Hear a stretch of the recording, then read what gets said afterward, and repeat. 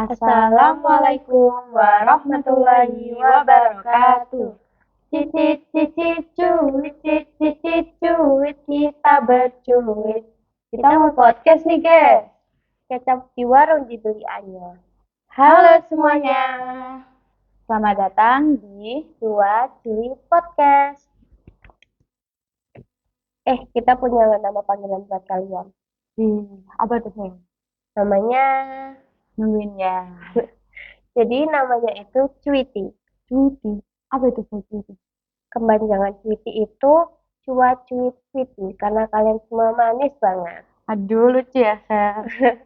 Ngomong-ngomong Rin, kita belum kenalan ya. Oh iya.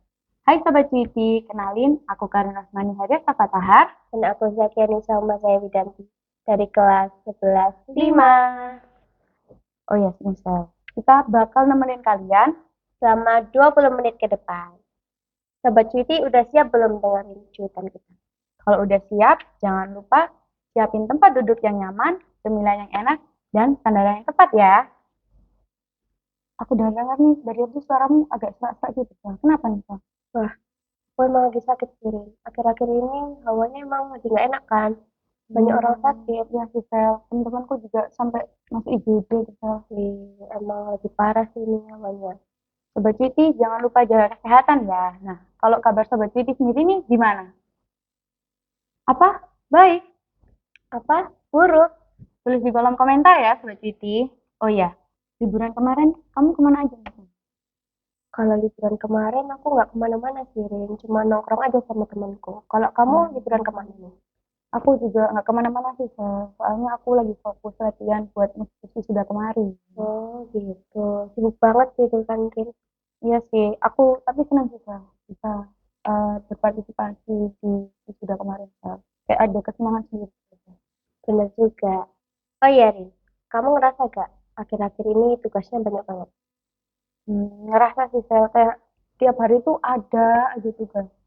Dari tugas ini, tugas itu, kayak nggak selesai-selesai gitu loh, Sel. Bener banget ya, Rin. Terus aku lihat-lihat juga kamu lagi sibuk kan? Ya, misal jadwalku lagi padat. Nah, Hmm. Emang kamu lagi sibuk apa sih Rin kalau aku boleh tahu? aku sih lagi sibuk di band sih, Sel. Sama aku ikut organisasi gitu loh. Keren Soalnya tuh banget. akhir-akhir ini tuh bakal ada lomba, Sel. Ntar kamu datang ya, kalau Iya ada. lah, pasti. Nah, sama ada kemah, Sel. Aku boleh ikut nggak kalau kayak itu? Nggak boleh dong. Nah, terus tugasnya gimana Rin? Keteteran nggak sih? Aku sendiri sih merasa keteteran ya, Sel. Soalnya aku tuh nggak bisa, Sel, bagi waktu buat belajar, sama buat waktu buat ikut organisasi sama band, Sel. Aku tuh susah. Gitu. Terus caranya gimana? Kamu punya nggak tips buat kita semuanya? Kalau aku nih ya, aku tuh biasanya tuh belajar lewat video tutorial kan. Kayak misalnya aku ketinggalan pelajaran. Di rumah tuh aku belajar lagi lewat video. Nah, kalau misalnya dikasih tugas, terus aku nggak tahu nih. Aku pakai aplikasi buat nyari tahu jawabannya kan. Lebih cari tahu ke penjelasannya sih kan. Oh gitu. Emang aplikasi apa sih Rin? Jadi aku itu pakai salah satu aplikasi AI Sel, buat nyari pertanyaan yang nggak aku pahami kan. Jadi contohnya, dikasih tugas tentang elit nih, aku nggak Iya. tahu. Aku tuh cari kayak rumus elit, ntar keluar semua Sel di aplikasi itu Sel. Gitu ya. Ya, Sel. Terus nggak cuman buat nyari pertanyaan, tapi bisa juga jadi video, cari video tutorial Sel. Kayak misalnya kamu mau masak, itu bisa kamu cari video tutorial di aplikasi AI itu Sel. Gitu. Canggih banget ya sekarang ini. Iya Sel. Udah canggih-canggih banget Sel. Kamu cari apa aja udah gampang sekarang. Gitu. Oh iya, ngomong-ngomong soal AI nih. Kemarin kan aku nemenin mamaku kontrol di rumah sakit ya. Ya. Terus aku lihat salah satu susternya tuh kayak lagi ngetik nama penyakit gitu, Rin. Terus langsung keluar semua gitu nama obatnya. Canggih banget Sel. Itu kok bisa kayak gitu Sel? Emang kayak apa dia? Nah, waktu aku cari tahu ternyata itu juga pakai AI sih, Rin. Jadi emang udah canggih banget sama sekarang itu ya. Ternyata canggih banget ya Sel. Jadi aku tahu Sel, ternyata AI itu nggak cuma buat di bidang pendidikan, tapi di bidang kesehatan juga berguna banget ya Sel. Bener banget, Rin. Nah, jadi kan kita bahas AI ini. Emang kamu tahu Sel, AI itu apa? Tahu, Jam. Kalau Sobat Cuti sendiri tahu gak AI itu apa? Nah, aku bakal jelasin ya. Jadi AI itu kecerdasan buatan dalam bidang ilmu komputer. Nah, AI itu dirancang untuk membuat sistem komputer yang mampu meniru kemampuan manusia. Nah, AI sendiri tuh ada tujuannya harus diciptain. Kamu Apa tahu itu? nggak tujuannya? Nggak tahu. Nah, tujuannya itu untuk menyeimbangi peran manusia yang bisa berpikir dan memberikan output yang lebih baik. Oh iya, Hmm, kalau buat AI kamu tahu nggak siapa? tahu dong. Pembuatnya itu John McCarthy yang merupakan salah satu ilmuwan yang menciptakan istilah artificial intelligence dan memainkan peran penting dalam perkembangan awal AI. Nah, pada konferensi Dartmouth tahun 1956 merupakan salah satu momen penting dalam sejarah AI, di mana istilah kecerdasan buatan pertama kali digunakan secara resmi. Namun AI banyak dikenal pada abad ke-20 yaitu saat ini, Rin. Nah, dengan adanya AI ini, kamu setuju gak, Rin? Terus pendapatmu juga tentang AI itu gimana?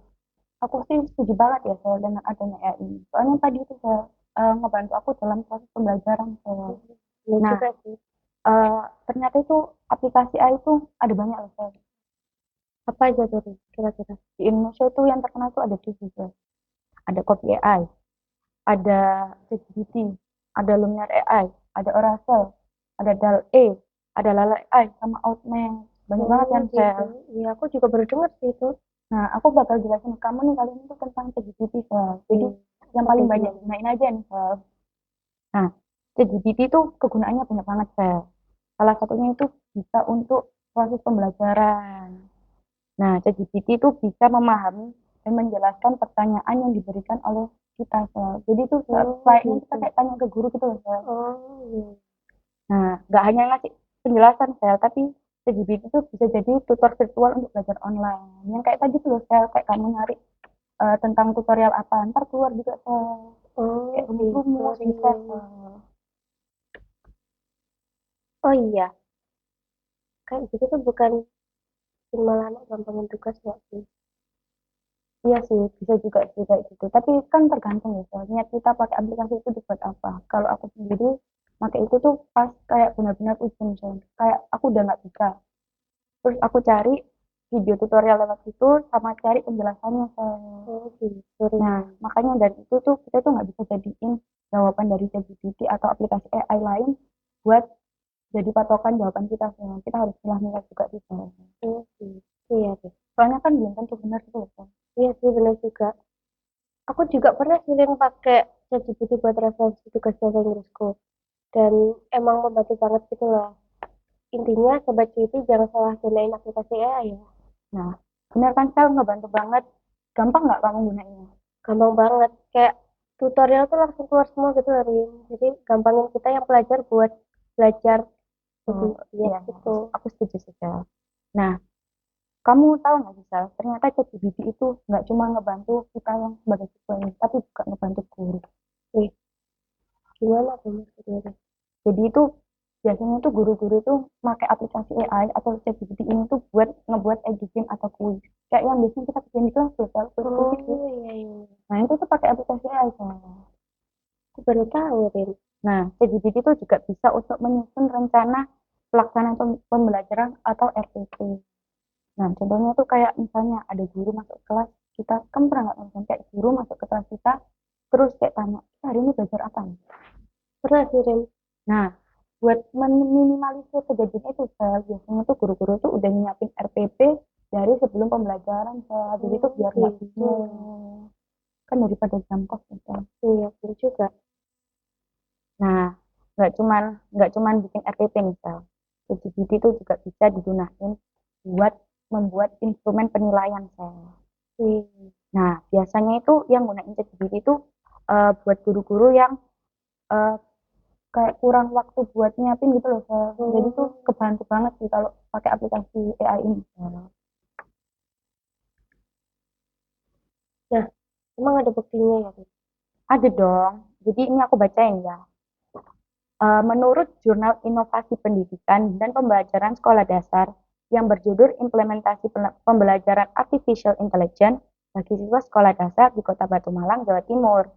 Dari kegiatan Rahardianto menyebutkan bahwa penerapan AI di sekolah dasar Malang banyak siswa yang mudah belajar dengan cepat karena fitur-fiturnya yang sangat membantu, seperti diberikannya materi, soal latihan, dan pembahasan yang lengkap saya. Jadi itu sehingga siswa itu bisa belajar dengan mandiri dan mudah. Gitu ya. Emang selain ChatGPT ada aplikasi lain nggak, Rin? Terus pengguna ChatGPT sendiri itu ada berapa sih, Rin? Ada dong saya, kayak yang aku sebutin di awal tadi dulu saya. Ada 7 kalau di Indonesia saya yang paling populer. Yang pertama ada ChatGPT, ada Copy AI, ada Luminar AI, ada Oracle, ada DAL-E, ada Lalal AI sama Outmatch. Nah, aplikasi yang paling banyak digunain itu saya, di ChatGPT itu saya. Kamu tahu nggak berapa pengguna? Nggak tahu, Rin. Kira-kira berapa sih penggunanya? Penggunanya itu ada 52% di Indonesia saya. Itu Banyak banget ya. ya dibanding aplikasi lain tuh paling banyak saya. Hmm. Dan aplikasi ChatGPT ini paling akurat saya dibanding aplikasi lain. Kalau kamu sendiri pernah pakai pakai aplikasi apa sih? Aku sendiri sih pernahnya pakai ChatGPT sih, Rin. Emang ternyata membantu banget buat kita belajar ya. Ya, emang ngebantu banget sih saya. Nah, kalau Sobat Cuiti pernah pakai aplikasi AI yang aku sebutin nggak? Kalau pernah, komen-komen ya. Oh iya, Sel. Ternyata itu di salah satu jurnal Jembatan Ilmu juga nyebutin loh, Sel, kalau AI itu berguna. Gofar menjelaskan bahwa AI itu punya banyak kemampuan yang sulit dilakukan oleh manusia, Sel. Kemampuan itu dimanfaatkan oleh siswa untuk meningkatkan kualitas belajar dan mengurangi angka malas belajar pada siswa. Tapi tetap aja, Sel, penggunaan AI itu harus diiringi pembelajaran dan arahan langsung dari guru. Soalnya kalau nggak pakai gitu ntar bisa disalahgunain kan, Sel. Oh iya sih, benar juga. Bahaya kan, Rin, kalau disalahgunain gitu. Benar banget, Sel.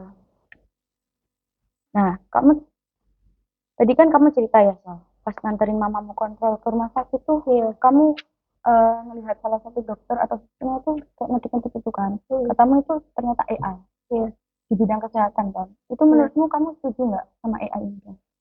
kalau aku sendiri sih setuju ya, Rin, sama AI untuk saat ini dan kedepannya. Karena AI itu memberikan banyak pengaruh gitu, Rin, buat masyarakat Indonesia, terutama pada bidang kesehatan. Nah, pelayanan kesehatan masyarakat Indonesia ini semakin membaik Rin, dengan adanya AI. Wah, ngebantu banget berarti ya, Sel. Nah, benar banget. Contohnya itu seperti telemedicine, Rin. Kayak customer service chatbot yang bisa ngelayanin kita 24 jam gitu. Jadi Oh, sistem yang gantiin manusia gitu loh, Rin. oh iya iya iya. Iya. Tahu tahu tahu. Nah, emang kamu bilang gitu ada jurnal ngebuktiin tuh. Nah, ada dong. Jadi, jurnalnya itu kesehatan bisa disebut sebagai kondisi yang baik secara fisik, jiwa, dan sosial. Menurut Robert Halbrook, kesehatan adalah sebuah sumber daya yang dimiliki semua manusia dan bukan merupakan suatu tujuan hidup yang perlu dicapai. Menurut Fitriani, di dalam jurnal kecerdasan buatan di bidang kesehatan yang berjudul Teknologi Kecerdasan Buatan di Bidang Kesehatan, kesehatan tidak terfokus pada fisik yang bugar, tetapi meliputi jiwa yang sehat di mana individu dapat bersikap toleran dan dapat menerima perbedaan, Rin. Kamu tahu gak, Rin, kalau AI itu berpengaruh banget waktu zaman pandemi? Nggak tahu nih, Sel. Emang pengaruhnya apa aja, Sel? Jadi, pengaruh AI pada era pandemi itu mempengaruhi teknologi kecerdasan buatan di bidang kesehatan, Rin. Menurut Fitriani, di dalam jurnal kecerdasan buatan di bidang kesehatan yang berjudul Teknologi Kecerdasan Buatan di Bidang Kesehatan, petugas medis rumah sakit merasa terbantu dengan adanya teknologi ini. Tuh. Nah, kalau faktor utama diciptain aplikasi AI ini apa sih? Jadi faktor utamanya itu disebabkan oleh tidak meratanya kebutuhan pelayanan kesehatan di Indonesia. Oh iya, Rin. Kamu tahu gak kegunaan dari aplikasi ini itu apa aja? Gak tahu sih, Sel. Emang buat apa aja? Jadi kegunaannya itu dari aplikasi ini dapat menjawab permasalahan sosial dalam aspek kesehatan, menyediakan informasi secara digital tentang kesehatan, konsultasi daring, apotek daring, pemesanan janji temu dokter di berbagai rumah sakit. Oh, ternyata berguna banget ya, Sel. Nah, benar banget kan. Terus juga pada tahun 2010, prototipe perangkat khusus telemedicine atau pengobatan jarak jauh telah dikembangkan di Indonesia, Rin. Hmm. Salah satu hasil dari kecerdasan buatan yang dapat menggantikan peran customer service yang tidak dapat melayani 24 jam. Dan hal tersebut dapat digantikan dengan AI, yaitu teknologi chatbot, Rin. Di mana teknologi AI ini dapat menjawab secara otomatis pertanyaan yang diajukan secara benar. Oh, gitu ya, Sel. Nah, Kalau tujuan adanya teknologi AI sendiri itu apa sih? Jadi tujuan dari diciptakan teknologi AI sendiri itu untuk memberikan keuntungan bagi aktivitas yang dilakukan oleh manusia, Rin. Dan menurut Fitriani di dalam jurnal kecerdasan buatan di bidang kesehatan yang berjudul Teknologi Kecerdasan Buatan di Bidang Kesehatan, penerapan AI pada bidang kesehatan berguna untuk memberi manfaat bagi kesejahteraan manusia, seperti memberi layanan analisis data medis secara kritis pada aplikasi ini, Rin. Terus integrasi AI menjadi pilar utama untuk keberlangsungan peningkatan layanan agar lebih efisien dan memberi layanan dengan baik. Terus juga hanya dalam kesehatan jasmani nih, Rin. Kesehatan mental juga sangat berguna bagi masyarakat. Jadi dampak dari pandemi itu menyebabkan beberapa gangguan seperti ketakutan dan kecemasan baik pada diri sendiri maupun orang-orang terdekat kan, Rin. Terus perubahan pola tidur dan pola makan, rasa tertekan dan sulit berkonsentrasi, bosan dan stres karena terus-menerus berada di rumah, terutama itu pada anak-anak. Nah, dari ini semua tuh jadi muncul gangguan psikomatis, Pin. Oh gitu ya, Sel. Nah, emang penggunaan customer service chatbot itu eh, akurat ya, Sel? Aslinya juga kayak katamu tadi, Pin, AI itu belum tentu akurat kan, tapi bisa meminimalisir pekerjaan jadi lebih efisien gitu loh, Rin. Karena orang-orang yang pakai chatbot itu kan belum tentu di waktu yang 24 jam gitu loh, Rin. Oh Jadi iya, iya, di iya. waktu-waktu di setiap waktu itu bisa gitu dipakai. Oh gitu ya, Sel. Oh ya, ngomong-ngomong tentang chatbot, aku ternyata itu pernah Sel, pakai pas aku sakit. Ini pernah Jadi, aku kan kepepet ya, Sel. Heeh. Jadi aku tuh kayak pakai aplikasi, salah satu aplikasi buat nanya-nanya ke dokter gitu, Sel. Dan itu Hmm, benar-benar berguna sih, Sel. Kalau ya kamu pernah kan. nggak pakai aplikasi AI, Sel? Kemarin aku juga kayak misalkan kita kan nggak bisa keluar rumah ya Ya. karena sakit. Nah itu tuh aku juga pakai aplikasi ini, Rin, dan itu emang memudahkan kita buat tanya-tanya ke dokter kan. Benar juga. Nah, kalau itu ada nggak sih fakta menarik dari aplikasi AI misal? Jadi AI ini tuh banyak banget mengubah industri kan, Rin. Dan salah satunya itu tentang dunia kesehatan mental. Menurut Fitriani di dalam jurnal kecerdasan buatan di bidang kesehatan yang berjudul Teknologi Kecerdasan Buatan di Bidang Kesehatan, pembelajaran mesin dan teknologi canggih AI memungkinkan jenis inovasi baru yang berfokus pada layanan terhadap masalah emosional bagi manusia yang bersifat personal, Rin. Kamu tahu gak kalau ada aplikasi yang ramah akan kesehatan mental? Nggak tahu nih soal aplikasi apa itu Sal?